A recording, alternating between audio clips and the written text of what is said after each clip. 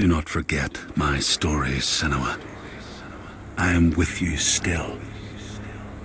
Out of hell you have come, and now find yourself in Midgard, the world of men.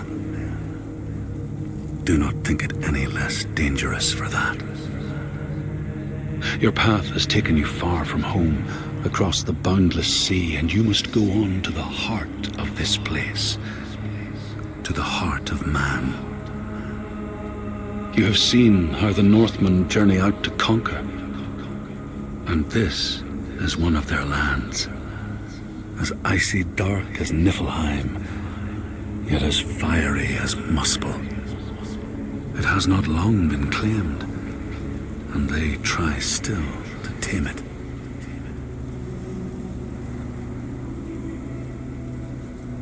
The Skald's verse speaks of a man called Grettir the Strong. A strange and bloody life he led.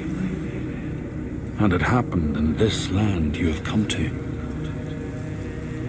Listen to his story, Senua, for it may in some small way illuminate your own.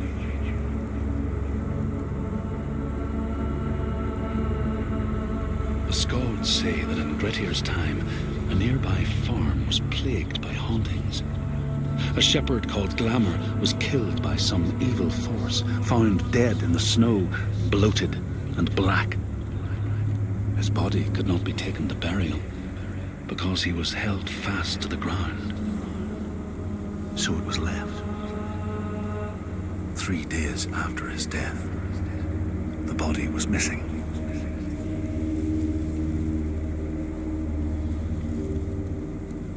The Skalds tell how the revenant Glamour roamed the settlements, terrifying all those who lived there. Each one he killed, in turn, rose to walk beside him. Thus, evil begets evil. But the man Grettir was proud and overbearing, and thought the Droiger no match for his strength.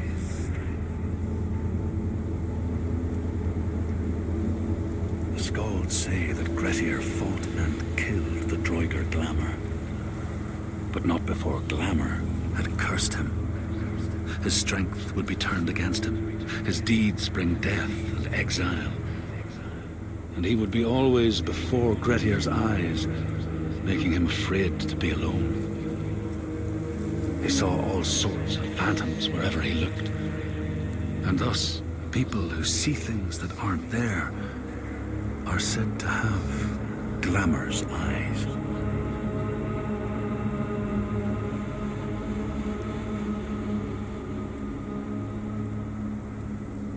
The Skalds tell how in the time of Grettir's kinsman Thorgrim, there was a terrible famine. No crops could be grown, and the fish fled the nets.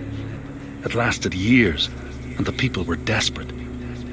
There was no respite even in spring, since terrible gales from the north would rise up and set in for weeks. This is a cold and unforgiving land, Senua.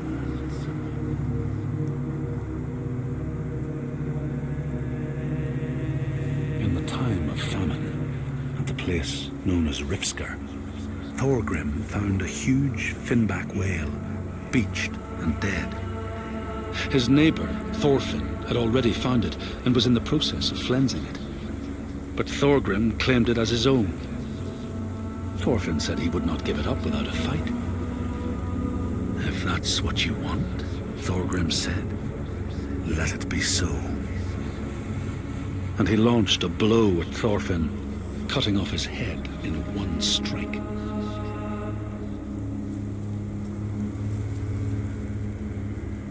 The Skalds say that the neighbours fought, armed only with the knives and axes they had brought to cut up the whale, even picking out the whale ribs to beat down their enemies.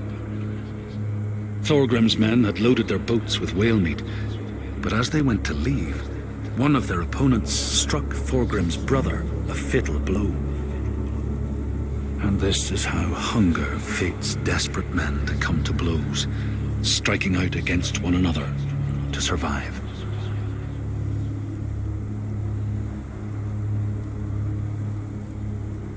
Skalds speak of the time Grettir, travelling with some others, ran into rough weather and docked their boat on an island. They had not brought fire with them, and the merchants complained bitterly. Seeing a great fire blazing on the other side of the strait, Grettir said he would swim over to fetch it. He took off his clothes and struck out across the water, wearing nothing but a cloak.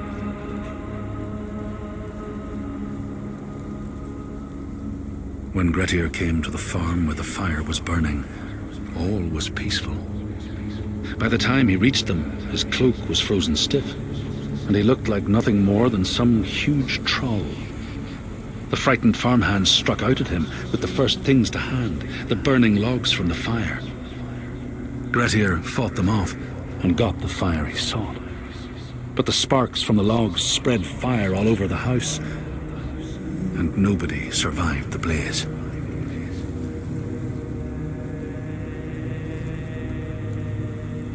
The Skalds say that Grettir swam back across the strait, keeping the fire safe from the water. His friends applauded Grettir's bravery, but when word spread about the massacre at the farm, people took against Grettir. Nobody wanted anything to do with him, and when the news reached the Althing in the summer, Grettir was pronounced an outlaw. All doors would hence be shut to him.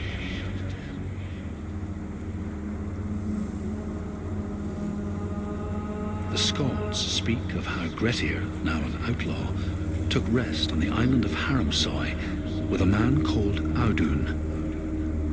Grettir saw a great yellow glow like a fire rising from the ground. Audun told him it was coming from the burial mound of Kar the Old, who ever since he died had haunted the island, and warned him to stay away.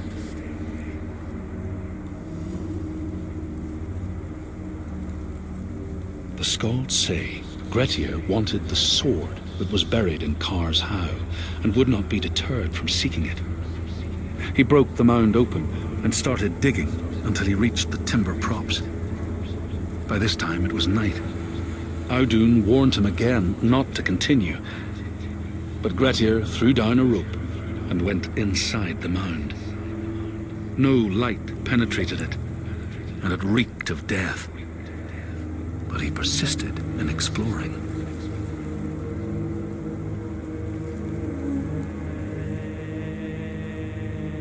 Grettir found the sword he was seeking, Kar's loom, buried in the grave mound. He went to leave, but before he could reach the rope, something grabbed him from behind, and Grettir realized the mound dweller would not let his treasure go. The two fought ferociously until Grettir got the advantage and chopped off the revenant's head. But Kar's loom would prove his undoing, fated to be the sword that killed him.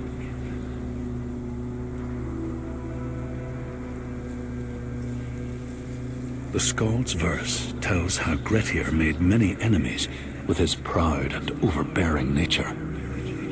Always quick to anger, his strength and fighting prowess meant that even the most trivial of quarrels met a fatal end.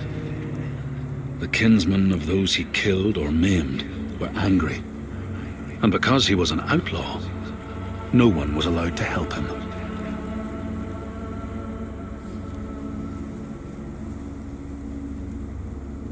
The outlaw Grettir fled to the island of Drangi. His enemies knew he was there, but he was still so strong and fierce, nobody could shift him. Thorbjorn, first among his foe, sent his foster mother to see Grettir. She was a Seithkona, and very wily. She enchanted a tree branch and sent it to wash up on Drangi. Grettir tried to cut it up for firewood, but his axe flew back and struck him in the leg. The wound blackened and festered, and Grettir feared his time was close.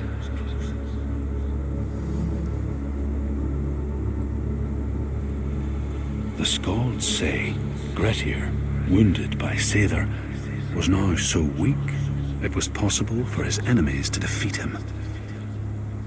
Under cover of night, Thorbjorn and his men attacked his shelter. They tried to disarm him, But he clung so firmly to his sword, Kar's loom, that they had to cut off his arm to get it free. Then they used his sword to cut off his head, and the land's mightiest outlaw was dead.